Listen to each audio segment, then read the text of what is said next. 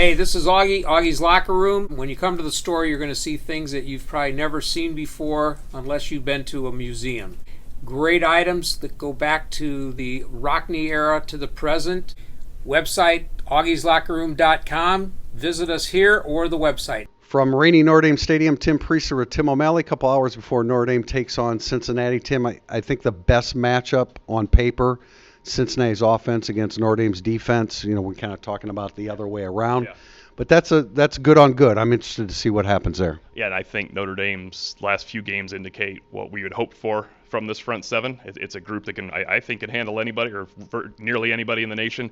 This is their toughest test, though, because they have a real quarterback. They're going against a dual threat, some weapons. People don't think about Michael Young as a loss, but Michael Young would help this team.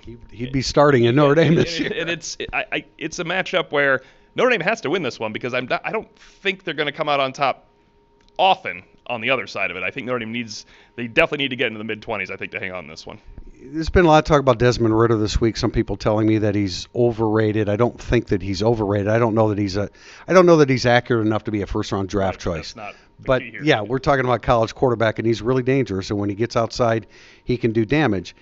A little-known fact: he's been sacked 72 times in his career. Now he's played since his freshman year, so he's been in a situation where he could be sacked a lot. But 72 times is a lot. If you can corral him and not let him get to the outside, a la Ian Book would hurt people, you can contain him. And I think he's going to make some big plays. Sure. I think he's going to make some mistakes, too, because he's going to go for it. Cincinnati's going to go for it today. Well, pressure is key because I think you pointed out in your preview they're 5 for 30 on third down in the last two games. And Notre Dame's third down defense is dialing it up. Now, I know Wisconsin didn't have as many options as Cincinnati, but when you're 1 for 14 and that one's kind of a giveaway in the fourth quarter with a fullback dive, but that third down defense is what we thought we saw in August when they had Maris Liufau and athletes running around. I think Marcus Freeman has really dialed in on what he can do defensively. And third down, we can say this every week. Third down is the key today. It's more so the key than it normally is today because staying on the field is the only way to really sustain these drives. And for Notre Dame to stay on the field on third down, I still think they have to hit it from outside the red zone, which is a little tougher. Cincinnati leads the country in completion percentage defensively. So it's going to be a challenge. Will it be Jack Cohn? Will it be Drew Pine?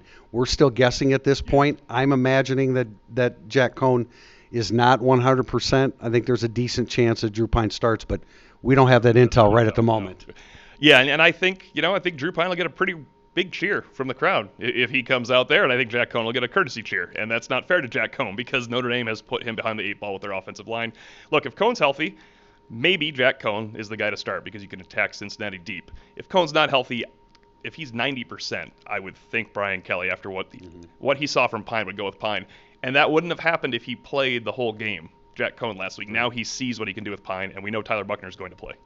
Number 9, Notre Dame. Number 3, Cincinnati. Notre Dame shooting for its 27th straight victory in Notre Dame Stadium.